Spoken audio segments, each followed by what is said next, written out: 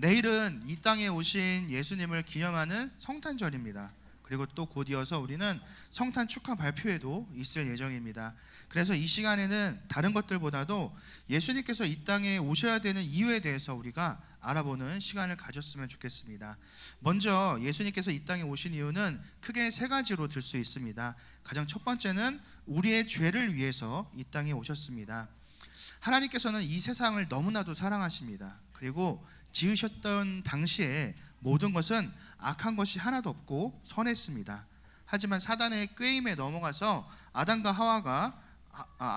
하와가 죄를 짓게 되면서 모든 사람의 마음속에는 하나님의 명령을 따르지 않으려는 그런 마음이 생겨나게 되었고, 그것을 성경에서는 죄라고 이야기합니다. 그 죄를 가지고 있기 때문에 우리는 선하신 하나님과 함께 살아갈 수가 없게 되었고, 결국에는 그 동산에서 쫓겨나게 되었습니다. 하나님과 함께하기 위해서는 하나님과 우리 사이를 갈라놓았던 그 죄의 문제를 해결해야만 하는데, 사람 안에 있는 그 죄의 문제는 죄의 그 원죄로 인해서 우리는 더 이상 의로워질 수 없는 존재가 되었습니다. 그래서 하나님께서는 우리 안에 있는 그 죄의 문제를 해결하시기 위해서 우리의 죄를 대신 담당할 수 있는 완전하고 의로운 인간이 필요하셨는데, 그분이 바로 독생자 예수님입니다. 예수님께서는 성령으로 잉태되셨기 때문에 모든 인간이 가지고 있는 그 죄를 가지지 않으신 분입니다. 그래서 다른 사람의 죄를 대신 짊어지실 수 있습니다. 그리고 또한 예수님께서는 이 땅에 사는 동안에 하나님의 말씀에 온전히 순종하는 삶을 통해서 흠없는 제물이셨습니다. 예수님의 십자가는 단 한 사람의 죄뿐만 아니라 과거, 현재, 미래에 있는 그 모든 사람의 죄를 담당하실 수 있는데, 특히 하나님께서 택하신 사람의 모든 죄를 짊어지실 것이기 때문에 우리의 죄가 예수님의 십자가와 함께 우리는 사함을 받았다라는 것을 기억해야 합니다. 결국에는 예수님의 그 의로우심이 우리에게 전해지고 우리의 죄가 예수님께 전해지게 되면서 우리는 구원을 얻을 수 있게 된 것이죠. 이 사실에 대해서 여러분들 꼭 기억하셨으면 좋겠습니다. 두 번째로 예수님께서 이 땅에 오신 이유는 바로 성경에 기록된 모든 말씀을 이루시기 위해서 오셨습니다. 예수님께서 이 세상에 오시는 것은 어느 한순간에 결정된 것이 아닙니다. 이미 세상을 창조하기 이전부터 하나님께서는 예수님을 이 땅에 구원자로 보내실 결정을 하셨습니다. 그리고 창세기로부터 시작되는 모든 말씀 속에서는 앞으로 오실 예수님에 대한 내용을 하나님께서 말씀하셨습니다. 그래서 어떤 사람들은 구약을 이야기할 때 오실 메시아에 대해서, 오실 예수님에 대해서 기록된 말씀이라고 하고, 신약은 오신 예수님에 대해서 기록되었다라고 이야기도 합니다. 구약을 살펴보면 예수님께서 오실 그 내용들에 대해서 이미 예언이 되어 있었는데, 미가서 5장 2절을 보면 베들레헴 에브라다야, 너는 유다 족속 중에 작을지라도 이스라엘을 다스릴 자가 내게로 나올 것이라, 그의 근본은 상고의 태초에니라 라고 이야기하고, 이사야 7장 14절을 보면 그러므로 주께서 친히 징조로 너희에게 주실 것이라, 보라 처녀가 잉태하여 아들을 낳을 것이요 그 이름을 임마누엘이라 하리라 라고 하면서, 이것뿐만 아니라 수많은 성경 구절 속에서 이미 예수님을 보내실 것을 하나님께서 말씀하셨습니다. 그렇기 때문에 예수님께서 이 땅에 오심으로 구약에 있었던 하나님의 모든 예언이 완성되었다라는 것을 우리는 기억해야 합니다. 세 번째로 예수님께서 이 땅에 오신 이유는 바로 우리에게 살아갈 모습을 보여주시기 위해서 오셨습니다. 예수님께서 실제 사람이라는, 실존했던 사람이라는 것에 대해서 어느 누구도 이의를 제기하지 않습니다. 심지어 성경을 믿지 않는 사람들 역시도 예수님의 존재에 대해서 분명하게 알기 때문에 알고 있습니다. 그리고 또한 예수님이 다른 사람들보다 더 모범적인 사람이라는 것도 그들이 인정하고 있습니다. 하지만 일반적인 사람들이 말하는 그 예수님의 모범적인 것과 우리 기독교에서 말하는 예수님은 조금 다른 의미를 가진 것입니다.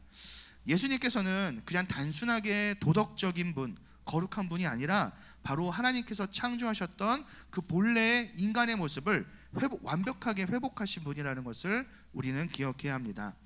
마태복음 4장을 보면 예수님께서 지상에 계시는 동안에 하셨던 그 사역을 이야기하고 있는데, 제가 잠시 읽어드리면, 예수께서 온 갈릴리에 두루 다니사 그들의 회당에서 가르치시며 천국 복음을 전파하시며 백성 중에 모든 병과 모든 약한 것을 고치셨다라고 이야기합니다. 첫 번째는 예수님께서는 이 땅에 오셔서 이제 사람들을 가르치시는 그러한 모습을 보이셨는데, 유대인들은 성경을 보면 예수님을 적대시하는 모습을 우리가 볼 수 있죠. 그 이유는 유대인들이 가지고 있었던 그 성경 지식과 예수님이 전하셨던 그 지식에 약간의 차이가 있다라고 그들이 생각을 했었기 때문이에요. 우리가 앞서 살펴본 것처럼 성경은 궁극적으로 예수님을 나타내는 책이기 때문에 예수님에 대해서, 성경에 대해서 올바른 지식이 없었던 그 유대인들은 예수님을 받아들이지 못했습니다. 그렇다라는 것은 유대인들이 가지고 있었던 그 지식이 단순하게 아는 데서 머물러 있었고, 그리고 또한 궁극적으로 가르치는 예수님을 알아보지 못했다라는 것이죠.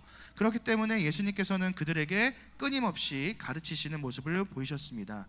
그리고 단순하게 유대인들에게만 가르치신 것이 아니라 사마리아인과 그리고 심지어 이방인들에게까지 복음을 전하시는 모습을 우리는 성경을 통해서 볼 수 있습니다. 두 번째로 예수님께서는 또한 이 땅에 지상사역을 하시면서 전파하시는 모습을 보이셨는데, 예수님의 가르침은 성경에 대한 내용도 포함되어 있지만 그뿐만 아니라 수많은 비유들을 통해서 하나님 나라에 대해서도 말씀을 하셨습니다. 하나님의 나라를 전파하는 것이 바로 하나님의 명령이었기 때문입니다. 창세기 1장을 보면 하나님께서 사람을 창조하시고 이렇게 말씀하십니다.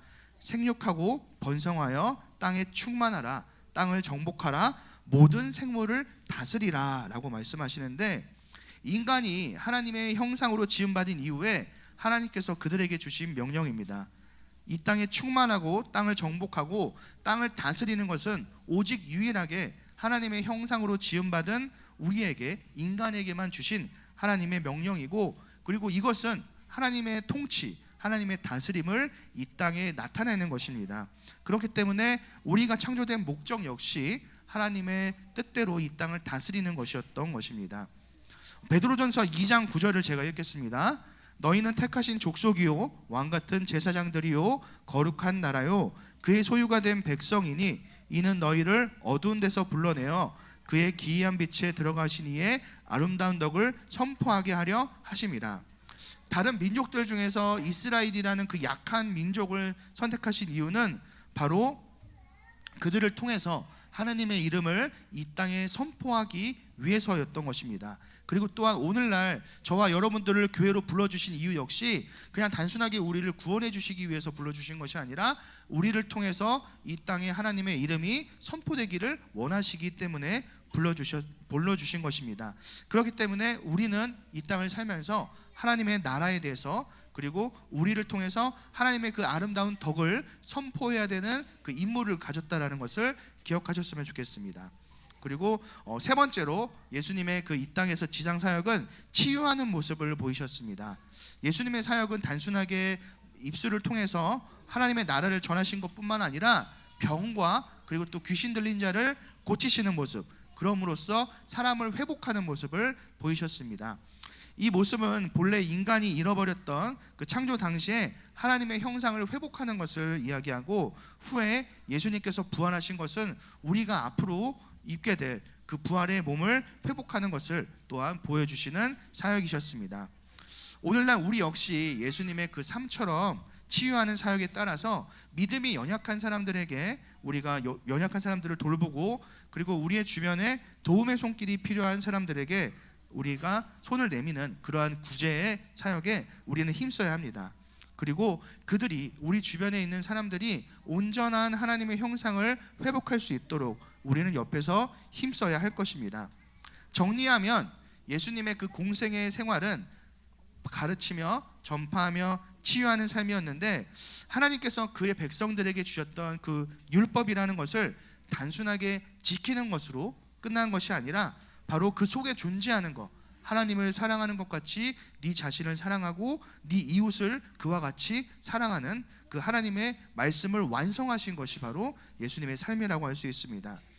예수님이시기 때문에 이렇게 특별한 삶, 남들과 구별되는 삶을 사신 것이 아니라 바로 하나님을 올바로 믿는 사람들, 하나님의 자녀라면 마땅히 이러한 삶을 살아가야 된다는 것을 예수님께서 친히 보여주셨던 것입니다. 이러한 삶을 사셨던 예수님은 낮에는 제자들을 가르치셨고 사람들에게 복음을 전하시고 병자들을 치유하셨습니다. 그런데 그들이 모두 잠을 자는 시간에는, 다시 말하면 한적한 시간에는 산에 올라가서 하나님의 뜻을 구하고 하나님의 뜻이 이 땅에 임하는 것에 대해서 또한 기도하신 것을 볼 수 있습니다. 예수님께서는 하나님이시지만 그 하나님의 그 놀라운 기적은 오직 기도를 통해서 우리가 얻을 수 있다는 것을 또한 몸소 보여주신 것입니다. 세상과 구별된 삶을 사신 그 예수님의 삶을 우리가 그냥 감탄만 하는 것이 아니라 그 삶이 우리의 삶이 될 수 있도록 우리는 기도와 말씀을 통해서 완성되어져 가야 할 것입니다. 이것이 바로 예수님께서 이 땅에 오신 이유이고, 그리고 성경을 통해서 우리에게 하신 말씀임을 반드시 기억하셨으면 좋겠습니다. 오늘 말씀을 마무리하겠습니다. 오늘 성탄절을 맞이하여서 이 땅에 오신 예수님에 대해서 우리가 살펴보았습니다. 첫 번째는 우리의 죄를 위해서 이 땅에 오셨고, 두 번째는 성경을 완성하기 위해서 이 땅에 오셨고, 세 번째는 우리가 살아가야 될 그 삶의 모습을 몸소 보여주시기 위해서 이 땅에 오셨습니다. 이 세 가지 사실을 반드시 기억하셨으면 좋겠고, 그리고 성탄절에 예수님을 이 땅에 보내주신 그 하나님의 사랑에 감사함으로 예수님의 그 삶을 따라 살아가는 그 제자된 모습으로서 우리가 이 땅을 살아가기로 다짐하는 우리 모두가 되었으면 좋겠고, 그리고 이를 위해서 기도와 말씀에 더욱더 힘쓰는 우리 경산교회 성도님들이 되시기를 주님의 이름으로 축원합니다. 아멘.